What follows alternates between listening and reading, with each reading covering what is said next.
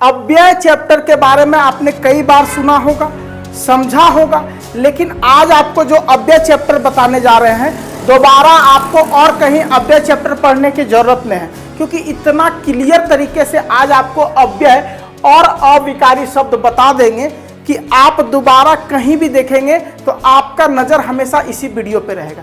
कैसे? तो चलो समझते हैं। मैं यहाँ खेलता हूँ तो मैं भी चेंज हो गया, खेलता भी चेंज हो गया, हूं भी चेंज हो गया, लेकिन एक चीज बार बार चेंज नहीं हो रहा, जिसका नाम है यहाँ। इसी को कहते हैं अविकारी शब्द। बड़ा ही इंटरेस्टेड चैप्टर है, अगर आप इसको ध्यान से समझने का कोशिश करें तो बहुत मजा आएगा। तो जो चीज सेंटेंस में कभी चेंज ना हो उसे कहते हैं अविकारी शब्द। नीचे देखो,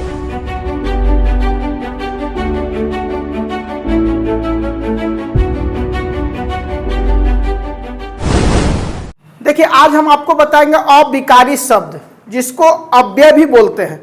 आपके व्याकरण बुक में बहुत बार लिखा रहेगा एक चैप्टर का नाम, जिसका नाम है अव्यय। तो आप ध्यान रखिएगा, ये जो चैप्टर का नाम आपका रहता है इसका मतलब क्या होता है। बहुत सारे विद्यार्थी इस चैप्टर को स्किप कर देते हैं, यानी नहीं पढ़ते और छोड़ देते हैं, जबकि इस चैप्टर से बहुत सारा क्वेश्चन आपका बोर्ड एग्जाम, कंपटीशन एग्जाम और व्याकरण में जहां जहां आना होता है सभी जगह आता है। जैसे देखो, कभी भी कोई बोलेगा अव्यय चैप्टर तो उसमें एक दो नहीं बल्कि चार चैप्टर छिपा हुआ रहता है। 4 चैप्टर। अव्यय और अविकारी शब्द एक ही चीज है, आगे आपको पता चलेगा। ठीक है, जैसे एक सेंटेंस लिए हैं, मैं यहां खेलता हूं। सेंटेंस है मैं यहां खेलता हूं, ध्यान से देखना। इसमें सबसे पहले इस सेंटेंस में लिखे मैं यहां खेलता हूं, दूसरा है मैं यहां खेलती हूं, तीसरा है मैं यहां खेलता था, चौथा है मैं यहां खेलूंगा और पांचवा है हम लोग यहां खेलते हैं। आप इस पांचों सेंटेंस को ध्यान से देखिए। इसमें मैं के जगह पे लास्ट में हम हो गया, हम लोग हो गया। उसके बाद खेलता के जगह पे खेलती कभी हो जा रहा है, कभी खेलूंगा हो जा रहा है, कभी खेलता था हो जा रहा है। हर चीज बदल रहा है, हूं था बन जा रहा है। ठीक है, उसके बाद खेलता खेलती खेलूंगा बन जा रहा है। यानी इस सेंटेंस का, इस पांचों सेंटेंस का हर एक वर्ड चेंज हो जा रहा है, लेकिन एक वर्ड चेंज नहीं हो रहा है, जिसका नाम है यहां। 5 सेंटेंस हमने लिया ना, पांचों में देख लो तुम, एक भी वर्ड ऐसा नहीं होगा। मैं यहां खेलता हूं तो मैं भी चेंज हो गया, खेलता भी चेंज हो गया, हूं भी चेंज हो गया, लेकिन एक चीज बार बार चेंज नहीं हो रहा, जिसका नाम है यहां। इसी को कहते हैं अविकारी शब्द। बड़ा ही इंटरेस्टेड चैप्टर है, अगर आप इसको ध्यान से समझने का कोशिश करें तो बहुत मजा आएगा। तो जो चीज सेंटेंस में कभी चेंज ना हो उसे कहते हैं अविकारी शब्द। नीचे देखो, विकारी शब्द किसे कहते हैं इसको पहले समझते हैं। अविकारी तो पढ़ ही रहे हैं, लेकिन अगर कभी आ जाए कि विकारी और अविकारी में अंतर क्या है एग्जामिनेशन के अंदर, तो आप ये लिखिएगा, जिन शब्दों को लिंग, वचन, काल के आधार पे रूप बदल सकते हैं। जिन शब्दों का लिंग, वचन और काल के आधार पे रूप को बदला जा सकता है, जैसे इच्छाधारी नागिन, वो बार बार अपना रूप बदलती है। कभी लड़की बन जाएगी, कभी सांप बन जाएगी, कभी कोई लड़का बन जाएगी, यानी जिसका भी आकार लेना चाहे इच्छाधारी नागिन आकार ले सकता है। तो वैसे शब्द जो रूप बदले उसे कहेंगे विकारी शब्द। तो इसका जस्ट उल्टा होगा नीचे वाला, जो शब्द अपना रूप कभी ना बदले, कि कोई भी सिचुएशन आ जाए अपना रूप बदल ही नहीं सकता। ठीक है, जैसे इच्छा नागिन है तो उसको शक्ति नहीं मिला है कि तुम अपना रूप बदल सको, तो वो हो जाएगा अविकारी। ठीक है, जैसे जिन शब्दों के रूप में कभी बदलाव नहीं हो उसे अविकारी शब्द कहते हैं। जैसे अब, कब, बहुत, कम इत्यादि बहुत सारे ऐसे वर्ड हैं जिसका रूप कभी नहीं बदलता है, वो वाक्य के अंदर रहता है। देखो कैसे समझते हैं। जैसे अभी एक वर्ड हम लाएंगे और उस वर्ड का रूप चेंज करेंगे। यहां पे एक वर्ड है लड़का, जो संज्ञा है। लड़का क्या है ना? अरे इतना तो सबको पता होगा कि लड़का संज्ञा है। तो लड़का का हम लड़के कर सकते हैं? एक लड़का से बहुत सारा लड़का हो जाए तो उसको लड़के बोलेंगे ना? लड़का का हम लड़कों बोल सकते हैं? लड़कों का आदत खराब होता है, लड़के सब बदमाश होते हैं। ठीक है, उसके बाद लड़का का रूप चेंज किए, बहुवचन कर दिए, लड़के, लड़कों। उसी तरह सर्वनाम है तुम, तो तुम को तुम्हें कह सकते हैं, तुम ही का रूप ना चेंज करता, तुम्हें तुम्हारा कह सकते हैं, तुम लोगों का कह सकते हैं, सबका तुम का चेंज करें। तीसरा है विशेषण। विशेषण मतलब अच्छा, सुंदर, ये सब का रूप चेंज होता है। जैसे अच्छा का अच्छे हो सकता है कि नहीं? ठीक है, अच्छो हो सकता है कि नहीं? हो भी सकता है। तो जिसका रूप बदले, यानी संज्ञा का बदला लड़का का, सर्वनाम का तुम का बदला, विशेषण में अच्छा लिया अच्छा का बदला। अब क्रिया खाता है तो खाती है कर सकते हैं कि नहीं? खाती थी कर सकते हैं कि नहीं? ठीक है, खाते हैं कर सकते हैं कि नहीं? तो रूप बदल रहा है।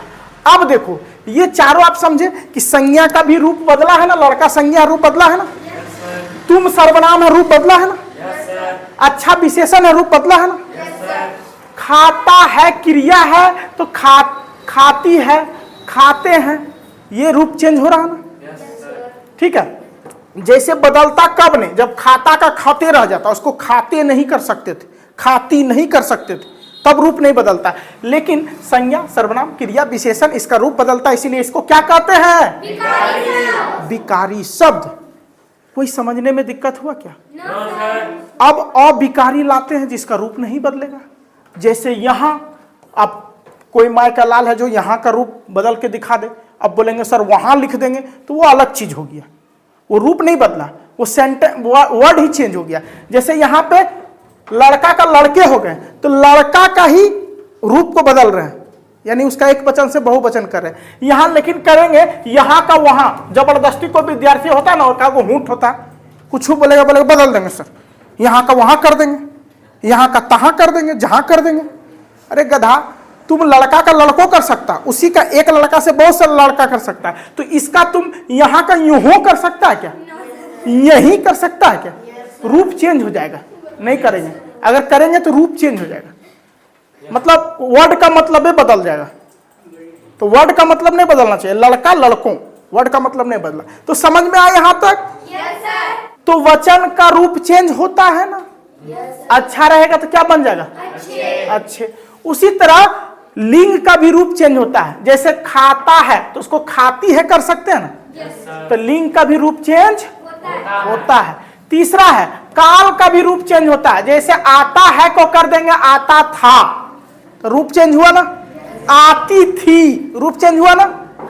तो देखो यहां जिन शब्दों के रूप में कभी बदलाव नहीं होते वो अविकारी शब्द होते हैं। जिन शब्दों के लिंग क्या चेंज होता है?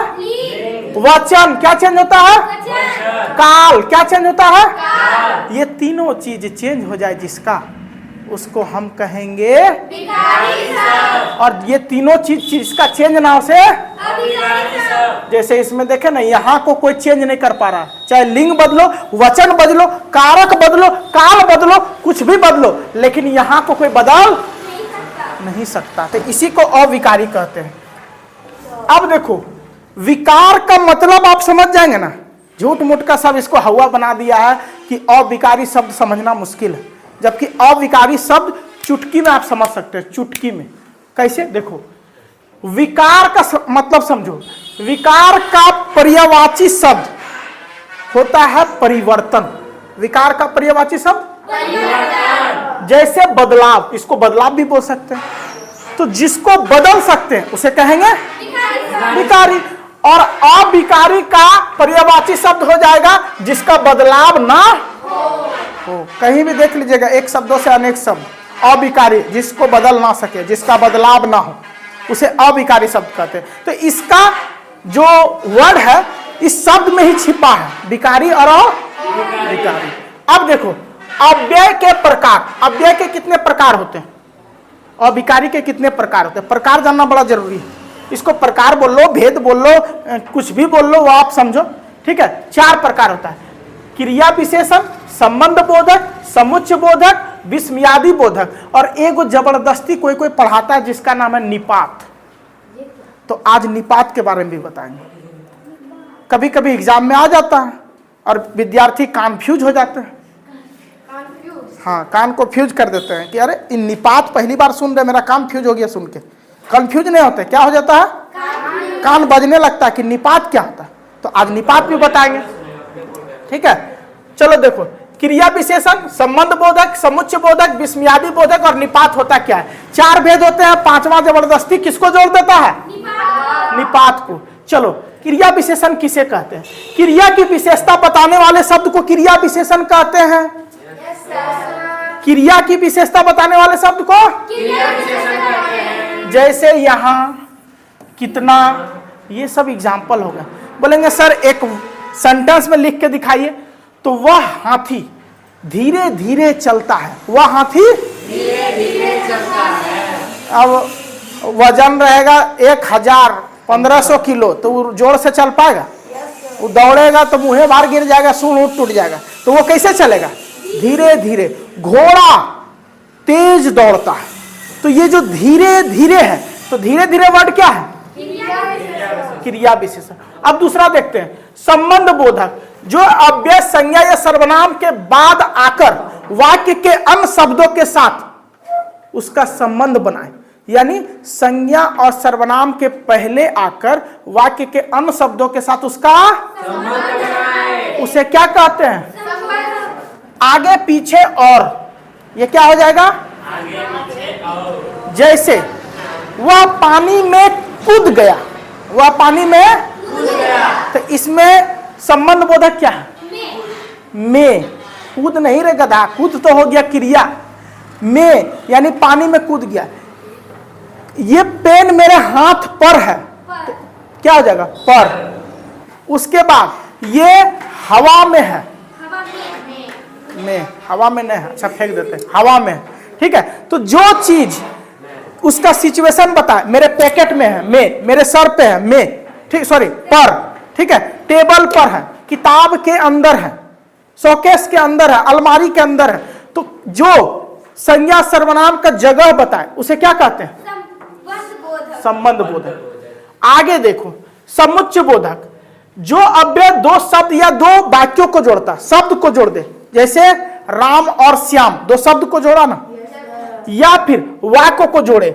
जैसे यहां पे देखो एग्जांपल है, रोहित और कोहली खेल रहा है, तो और इसमें क्या हो गया, संबंध बना रहा। रोहित और कोहली साथ में बैटिंग कर रहा, तो दोनों का संबंध बना रहा, ठीक है।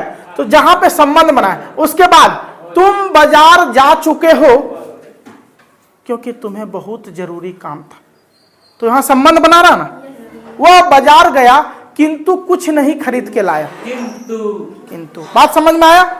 अब आगे देखो, अब चौथा है विस्मयादि बोधक, जिस अव्यय शब्द से हर्ष, शोक, भय, ये सब चीज होता है, हर्ष, शोक या भय। जैसे वाह, जैसे कोई खुशी होगा, वाह तुमने कमाल कर दिया, क्या जंप लगाया, वाह तुमने क्या छक्का मारा, वाह तुमने क्या बोल्ड किया। तो जहां पे हर्ष हो, खुशी हो, शौक हो, शौक मतलब हाय रे कैच लेने के चक्कर में गिर गया, हाथ टूट गया, ठीक है।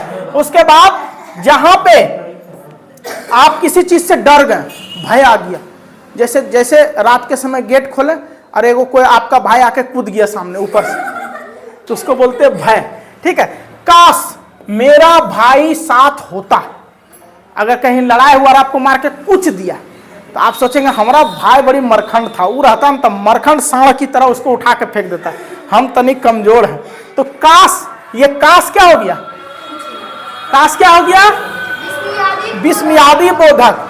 काश हो गया विस्मयादि बोधक, मेरा भाई सा। तो विस्मयादि बोधक जब भी लिखेंगे काश, तो इसके आगे एगो चिन्ह दे के नीचे बिंदु कर देंगे, जिसको क्या बोलते हैं,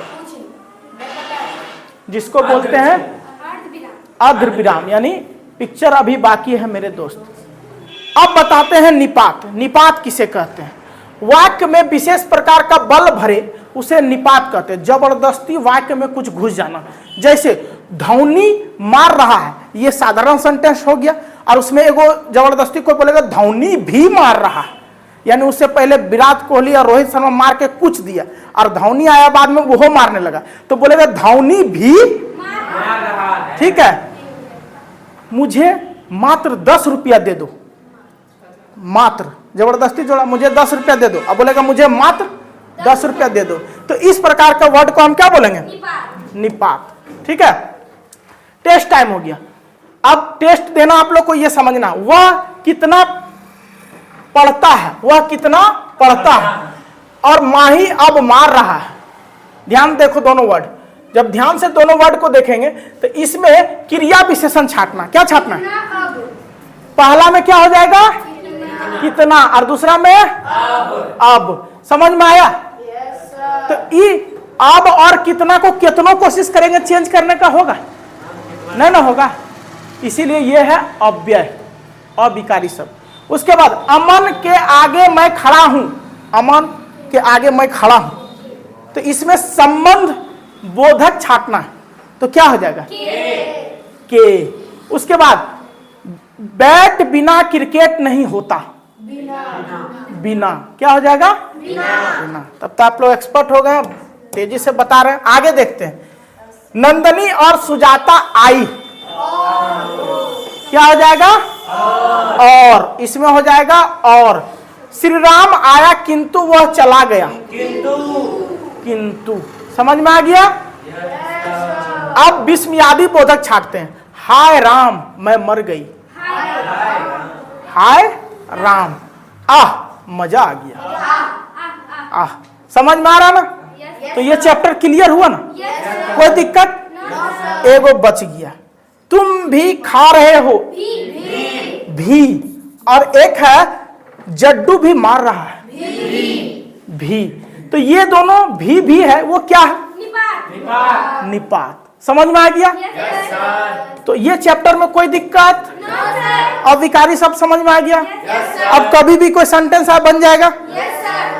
ठीक है, तो यहां तक क्लियर हो गया। अगला चैप्टर हम आपको बताएंगे उपसर्ग प्रत्यय।